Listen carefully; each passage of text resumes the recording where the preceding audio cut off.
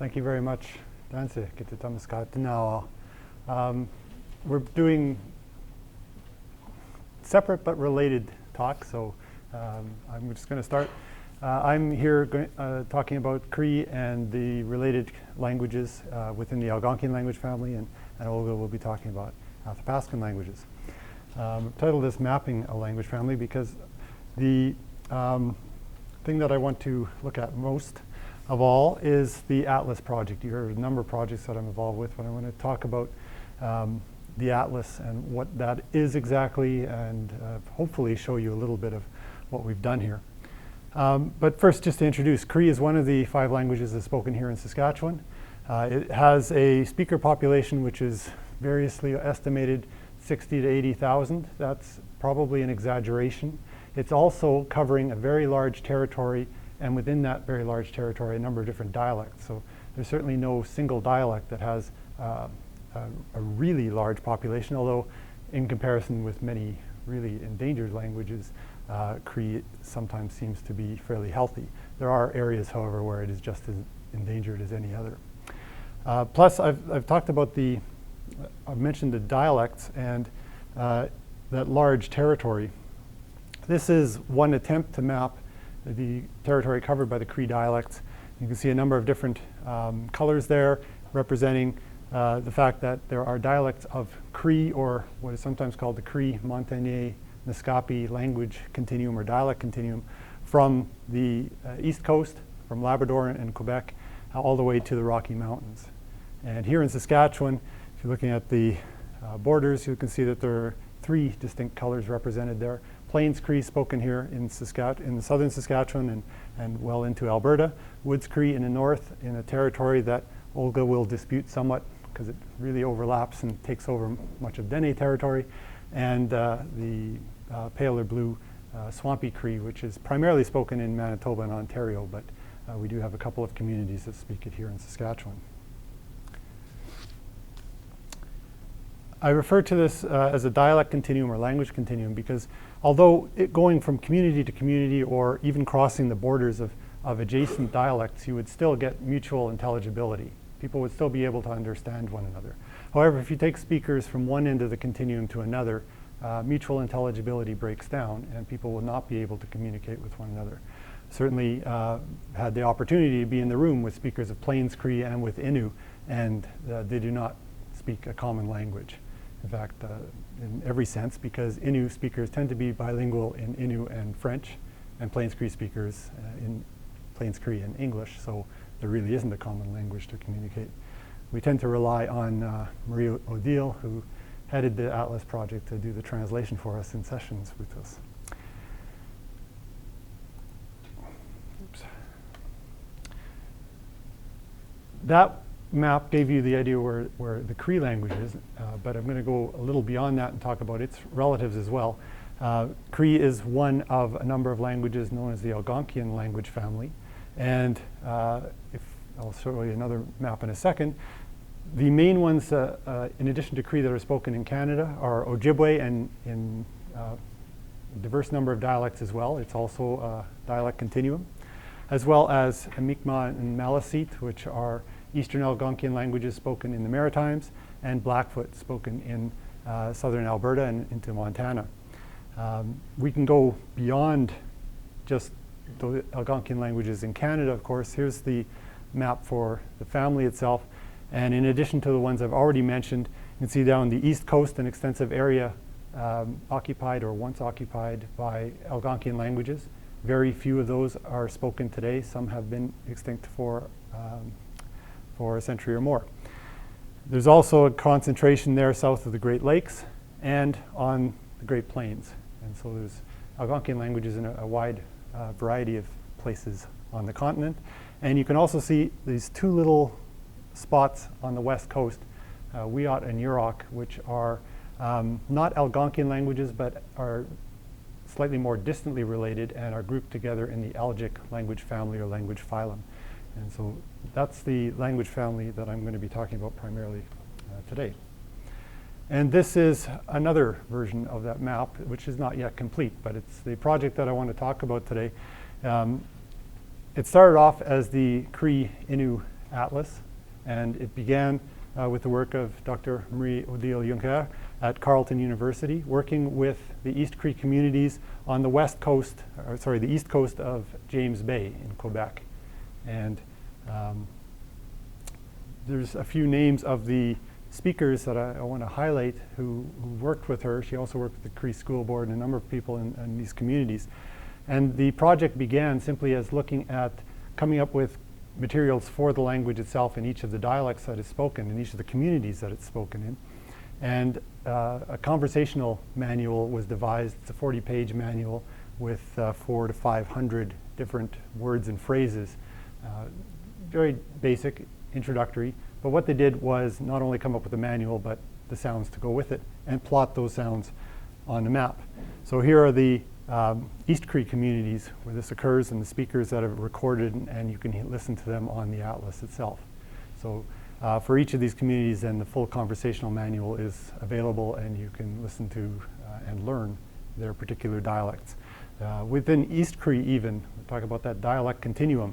The top three are the northern subdialect of East Cree, and then the bottom in the south subdialect, and in fact, slightly different themselves. In addition to then the work that Marie-Odile did with the East Cree, Dr. Marguerite Mackenzie added to this by working with Innu communities, and they're sometimes referred to as the Montagnier and the Scappi. And so here's again a number of different dialects that were surveyed, and you can see primarily the Innu are located along the north coast of the Gulf of St. Lawrence, as well as the interior and coast of Labrador. And the one small orange symbol up there is the one Naskapi dialect that's currently on the atlas. We need to include a few more. That then basically covered the majority of the communities in Quebec. And at that point, a colleague of ours, Minnie Mackenzie at the Gift of Language and Culture in La Ronge, got involved with that and started to adapt the conversational manual for her own dialect, for Woods Cree and other communities in the north. And I just wanted to highlight this simply because this is an excellent website. They did a lot of great work in developing materials for language programs, for their own immersion programs in the school. And unfortunately, their funding at this point has been radically cut back, so we see the results of what they were able to do, but the work is unfortunately halted at the moment. What Minnie was able to do then, and what I then subsequently started to help her with, was add some of the northern communities that you see on this map for Saskatchewan, primarily Woods Cree, but also Northern Plains. And I was asked to help with the editing of that, and then got involved with starting to record some of the more southerly dialects closer down here. And I'll hope to demonstrate those in a second. Oops.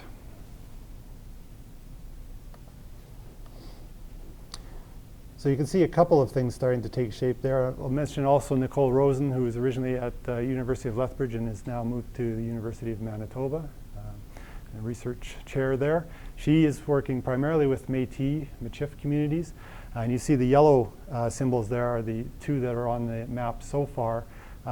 Although they're both listed essentially as Métis or Michif, very diverse in the form of the language. For the Manitoba version is classical Michif, if you will, which is a interesting mixed language of both Plains Cree and French, whereas Métis Cree in Alberta is really Cree, as simply spoken by Métis people who have maybe incorporated a few words of French, but it is essentially a Cree dialect.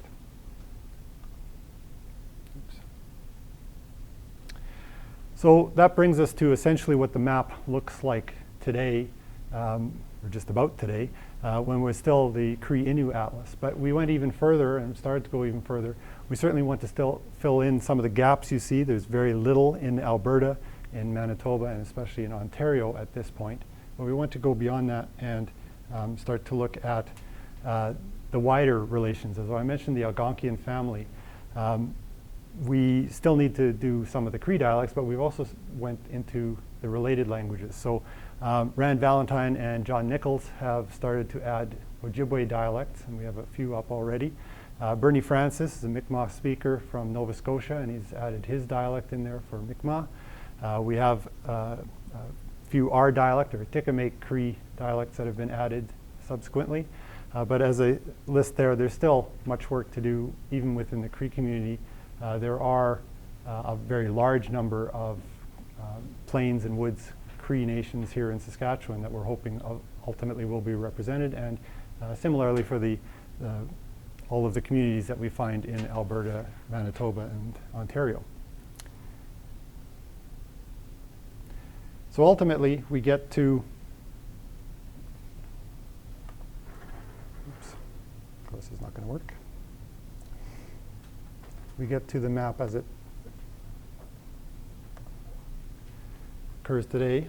We'll just see if this link wants to work today.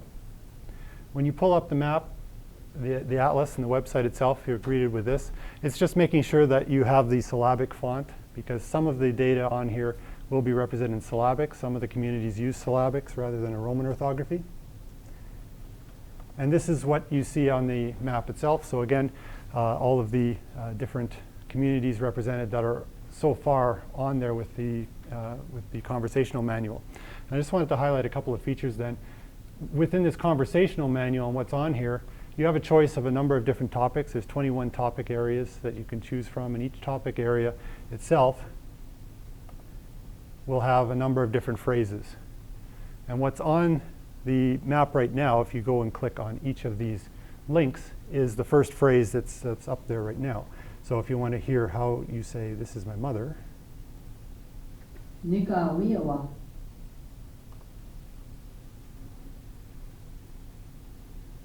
Nakaone. and you can go across the dialects, the Cree dialects, and listen to that particular phrase in all of the communities, or you can simply choose a community that you're interested in and go through the booklet itself. I guess I'll show this in a second. There's a number of different additional features that I'll just demonstrate quickly. There's certainly information about the atlas and how it came to be and who's contributing and so on. There are instructions on how to use it.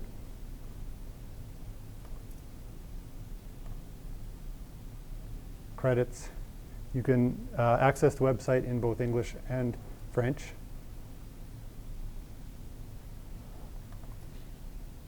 There's a legend, in case you were wondering what all of those symbols actually mean, to tell you which of the dialects are being represented.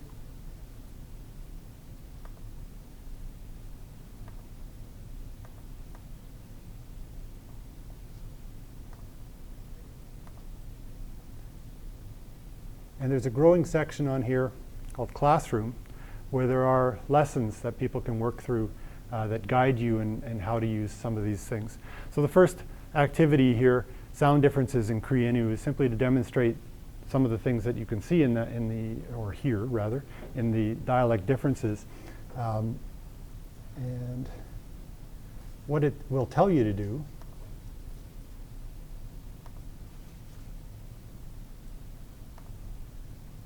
is go to a particular topic and a particular word.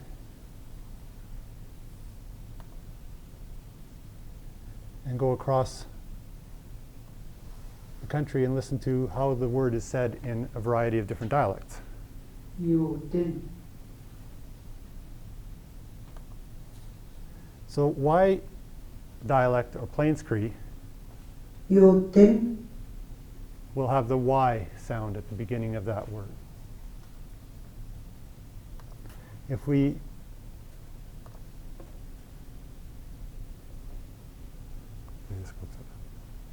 go to the N dialect, provided it loads, You did. there we go, you'd find Swampy Cree will have an N at the beginning of that word.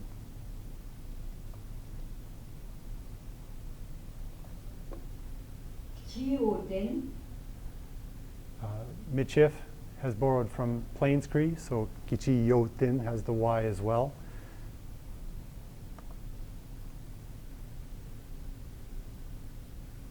This is an Ojibwe dialect. No did. And Ojibwe has, in fact, the exact same word, much like the Swampy Cree. It has an N.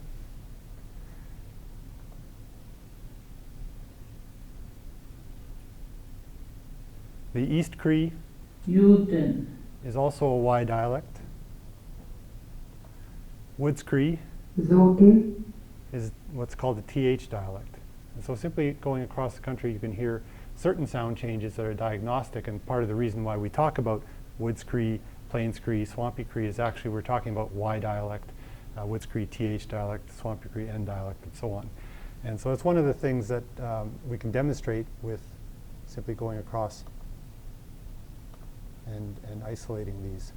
I'll also draw your attention to one other feature that's recently been added, and that is simply, if it comes up quickly enough, is a mobile version of this. So you can actually access each of the choices for categories, phrases, and the individual speakers.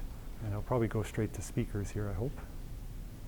A little slower than I like, but ultimately you can listen to, again, each of these speakers on your phone when you're hopefully not driving at the time, but at other times it's perfectly fine. It is on there. If you go to the actual website, it's designed to. It's not an app itself, really. It's the website itself, but it's a mobile version of the. Yeah. You can save it as a bookmark and then access it. So that's just some of the features that I wanted to highlight, and I'm running out of time. So this is just simply in case the internet link didn't work, but some of the things that we just went through. That's just a demonstration of those dialect differences that you can actually now hear, rather than just having it on the page in a class like we teach now on campus. But now we can go to the site and actually you can hear speakers themselves saying this, rather than just hearing a dusty old linguistics professor try to explain it. And yeah, there's some shots of what the app looks like. And I'll just conclude by saying that that's what we've built so far, and I'm privileged to have been able to work with Marie O'Deal on this and contribute to it. We have a SSHRC grant in currently that we are waiting, hopefully by next month we'll hear some news that will help us extend this if we do receive that grant. So there's a number of different things that we're looking to do. Certainly we want to continue to add dialects. I'm currently working on 5 here in Saskatchewan that I'm hoping to put up through this summer.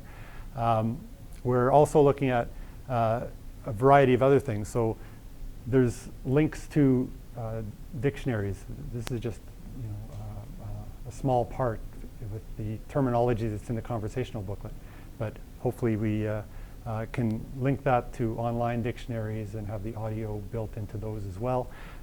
Also, we're looking at different kinds of dictionaries, so coming up with better definitions, semantic domains, to come up with thematic dictionaries rather than the alphabetical style that we often see. And also going beyond simply word lists and phrases, but into the grammatical description. And again, Marie O'Deal, with the work with the East Cree, has come up with a wonderful website called eastcree.org, which has some of the prototypes and some of the interesting grammatical materials on there for her dialect, and we're hoping to extend that to have a comparison across Cree dialects, but then also, of course, linking with other scholars who are working on Algonquian languages as well. And of course, the main aim is to finally get some good audio materials rather than just the written textbooks that go with these. So those are some of the websites that I've happened to have mentioned today, and you can certainly get those from me later. And I'm done for now, and I'll turn it over to Dr. Lovick. So I think the question I'm trying to answer today is why one should even bother studying grammar comparatively, and an answer will be attempted at the end.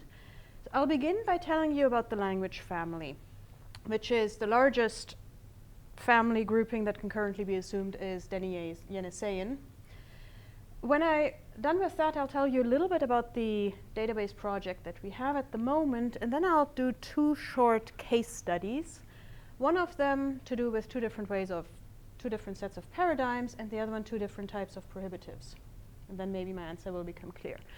So this is a circumpolar map. The North Pole is there-ish, that I'm restrained. And what this map shows is the extent of the Dene Yeniseian language family. So you see in Russia, in the Yenisei Basin, hence the name, 3 languages, only one of which is still spoken, Ket, and those are related, probably most likely related to the Na-Dene languages spoken on this continent here. And then you see the Na-Dene Athabascan language family, which reaches from Alaska into Canada down into the southwestern United States. And in fact, one of the Apachean languages, Lipan, used to be spoken on the Gulf of Mexico. So covering a huge portion of North America. Here you do not see a map of the Na-Dene language family. It's really hard to see. It's a horrible scan. We need to make a better scan. I'm going to talk about 3 languages in Alaska. And I'm also going to talk about Dene Suchlene, which is spoken here in the province, in the north of the province. And to just tell you something about Na-Dene, it consists of 2 languages and 1 large language family. So Tlingit is fairly distantly related. Eyak, which went extinct in 2008, is relatively closely related. And then you have the Athabascan language family, which is, together with Algonquian, one of the 2 large language families in North America. And it has 3 sub-branches. Pacific Coast, which had originally about 8 languages, of which 2 are still spoken. Apachean, 9 languages, of which 1 is extinct. Navajo, the largest language in North America, native language in North America, is an Apachean language. And then we have the northern language family. Here it says 31 languages. I don't know where I found that. Some people say 40. It depends on how you count. The Athabascan languages are also a dialect continuum. This one here, it's just incredibly bright in this room, shows some of the relationships. We're going to talk about 4 languages. One of them is in the West Alaska cluster, that is Koyukon, circled red. And 3 of them are in the cluster Alaska Canada 1, which are relatively closely related languages. And those on the left, Lower Tanana, Upper Tanana, and abbreviated as CHP, which stands for Chipewyan, nowadays known as Dene Suchlene. And the first 3 of these languages, so Koyukon, Lower Tanana, and Upper Tanana, are part of this Alaskan Athabascan grammar database. Dene Suchlene isn't, because it is not spoken in Alaska. One brief comment on the term, whether one should use Dene or Athabascan. It essentially depends on who you are, on where you are. In Canada, the language family is called Dene, and some of the daughter languages are called Dene. For example, in Saskatchewan, we call Dene Suchlene simply Dene, which causes confusion as soon as we leave the province. In Alaska, the language is called Athabascan, spelled with a B and a C. They're very particular about that. And the word Dene is used, but only for the Canadian Dene languages. It is not used for the Alaskan ones. It is also not used for the languages spoken in the States. And in the lower 48, so everything of the US that isn't Alaska or Hawaii, the language family is known either as Athabascan with a K or as Dene, which is the Apache word. Because I was socialized in Alaska, I default to Athabascan with a B and a C. And I'm hoping that nobody is upset about this. Okay, so our goal was to develop a comparative database of Alaskan Athabascan languages, or rather of grammatical structures in these languages. And the reason we wanted, I'll tell you first how and then the reason. So we wanted to look at what is in the archive, because we have quite a bit of material. And there you see part of the shelves of the Koyukon section in the Alaska Native Language Archive. It used to look much wilder, but at some point they introduced these nifty filing boxes. Now it looks very organized. It isn't, it's still a mess, but it looks better. And then we wanted to annotate the data for form and for function. So this means including morpheme and word glosses. So saying what the actual pieces of language mean. And then annotating things by formal categories. For example, this sentence contains a verb.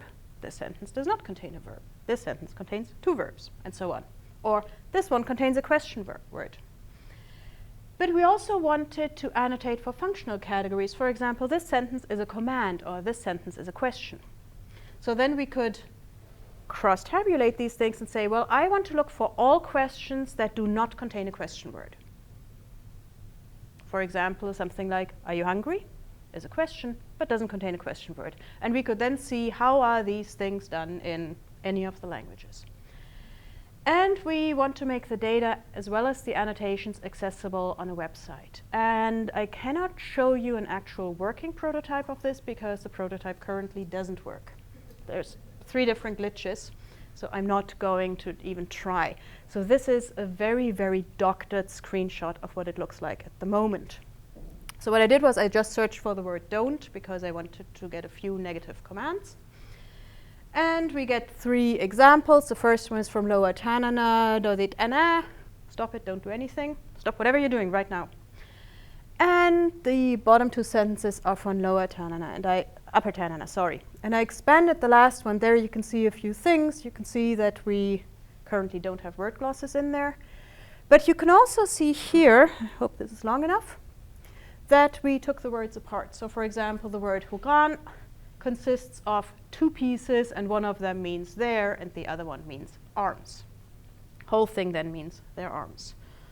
Or the word achun, the last one in the expanded example, means you guys are not grabbing it. And the whole sentence means also don't grab their arms. And we also have a few annotations there, so it is only 1 clause. It contains a verb. It describes a negative situation. There is a bit in there that negates the sentence. And it is an ethical command. And I'll tell you in a little while what an ethical command is. Why are we doing this? Well, for one, there's limited amounts of material, and the material is quite different. So we have mountains of stuff on Koyukon. And we have much less on the Tutanana languages. But the other thing is that the material is of limited accessibility. Not everything is published. In fact, most of it isn't published. Most of it is in a mess somewhere in the archive. Much of it is digitized, but that only is helpful if you know exactly what you're looking for. And also not everything is useful. So for example, this is pretty much the only linguistic description of Upper Tanana that is out there at the moment. And it is very accurate, it is perfectly correct. But unless you're a linguist trained in Athabascan linguistics, it is almost completely meaningless. So to a language teacher, this wouldn't be at all helpful. And we have other resources that are quite useful to teachers but completely useless for linguists. So we have a bunch of stuff and none of it is in particularly good shape. So this is what we wanted to rectify. We, in this case, is 3 people. Siri Tuttle, who is pictured there, the blonde lady, Olga Lavik, me, and then Sebastian Nordhoff in Germany. But we also want to acknowledge other researchers on these languages who've been doing their work for quite a while. I want to mention in particular Jules Jeté, who was a missionary who came to Koyukon in the late 19th century and who compiled enormous amounts of stuff. He wrote a grammar that was never published but is very, very good. He wrote a dictionary that was published in 2000. So all of these people have contributed enormously to our knowledge here. Also in this picture is Geraldine Charlie, who is one of the remaining 5 speakers of Lower Tanana. And here I want to acknowledge the speakers. There are too many to actually read all of them, and quite a few of them have passed on already. Maybe to quickly give you an idea of speaker numbers, Koyukon maybe about 150, Lower Tanana 5, Upper Tanana maybe about 50, and Dene Soufflene, here's the good news, estimates are around 15,000, I believe, which looks healthy, probably isn't. So to get a little bit into why we're doing this, well, we can learn various things from doing this type of research. So Athabascan languages are structurally very similar, and we can describe them very technically, especially the verbs. We can say, well, the verb, Athabascan verb, looks like this. This is not particularly helpful, I will admit this. So what this tells you is verbs have a stem, that is this thing indicated by 0 up there, and it takes a number of prefixes. This is quite unusual in the languages of the world. The prefixes come in a particular order. The order is very, very rigid, and it is almost the same across languages in the family. So this template, as it's called, works more or less for Koyukon, Lower Tanana, Upper Tanana, Dene Suhlene, Navajo. It works across the whole language family, which means the languages are really, really similar. But the problem is, while they have the same pieces, they don't all use them in the same way. And so what we want to show you is that two different patterns that exist, namely the future pattern and the optative pattern, are used really differently in the four languages. And the first major difference is that while all languages have the optative pattern, Dene Suhlene does not have the other one. So the future pattern that all languages other than Dene Suhlene have consists of 4 pieces, 3 prefixes, and in all languages this is the same prefix. It takes slightly different forms because people pronounce things differently, but it is recognizably the same prefix, and a particular stem set. And an example for this from Lower Tanana is the form Naterestal. My Lower Tanana is terrible, which means I will come back tonight. So this is something that the future does. It talks about events that lie in the future. You never would have guessed. The optative pattern consists of 1 prefix, the optative prefix, and another stem set. And the sentence here, Tino Yasana, don't go outside. And what we wanted to do was we wanted to compare how these are formed in each, how these forms are used in each of the languages.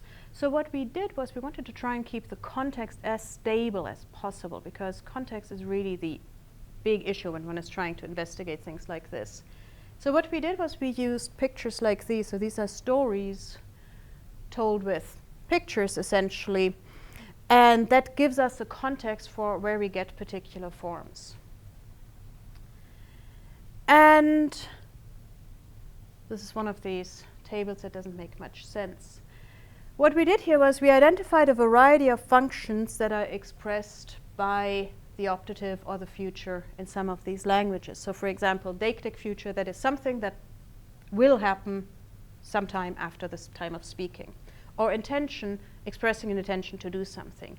Hortative, let's go and have lunch, would be an example of a hortative. Expressing possibility or expressing impossibility. No, you can't do that.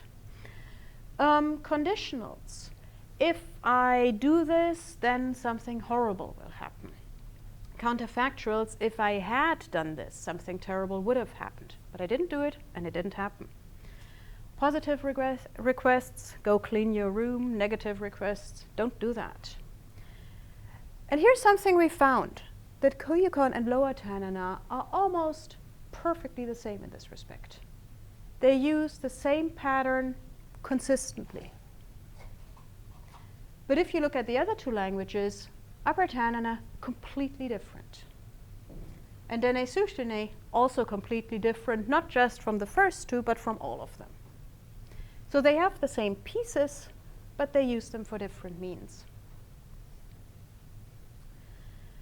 Then we're wondering, well, considering that Dene Suhlene doesn't actually have the future pattern, how do they cope?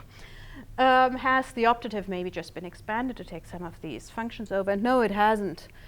They've simply developed other means of expressing the same thing. So if we want to express something that is in the future, I'm going to do this now, they use a completely different pattern and a particular particle ha, and that ha means it's going to be in the future. Or in conditionals, which in the 3 other languages are also expressed in the future. So if you drop a piece, and if I want to go to the outhouse, then I will fall over it. So the then I will fall over it is in the future in the 3 other languages. But in Dene Suchline, it is, to my mind, strangely enough, in the perfective, which usually is used for things that have already happened, which I find strange. This has some implications for language teachers, and that is, we really cannot predict how one language will behave based on what we find in another language. This is an enormous problem for the Alaskan language teachers because for the last 40 years they've been doing precisely that, for the simple reason that there is nothing else they could possibly use. So if you're a teacher of Atna, then you're going to use all of the materials from Dena'ina, Upper Tanana, Lower Tanana, Koyukon, just so you have something, and you're going to try and translate them into your language, just so you have something to build things on. This is not a very good idea, and this is something we need to change in how we try and teach these languages. The other thing I wanted to talk about was different kind of prohibitives. So telling people not to do, don't do that. And in Alaskan Athabaskan languages, this is generally something that one doesn't do because it is considered very rude. And on one occasion, I was visiting this lady, and I did something I shouldn't have done. And rather than simply telling me what I'd done wrong, she launched into a 20-minute narrative. And this narrative was on NG, things that shouldn't be done. She specifically addressed puberty restrictions, but there are other types of NG, things that one shouldn't do. And she doesn't usually look so scary. This was just, she had put on her serious face because she was telling me off. It took me quite a while to figure out what had happened, by the way. Several weeks, I think. Anyhow, so 15 minutes into her narrative, so quite a while has elapsed between my original mistake and this sentence, which is what I did, was, and they used to tell them, so they are the parents, them are the children, they used to tell the girls, don't touch men's stuff. And this is what I'd done. I'd moved the hat of her husband to a different place because it was in my way. This was not okay. And this is how prohibitions that have to do with NG are expressed.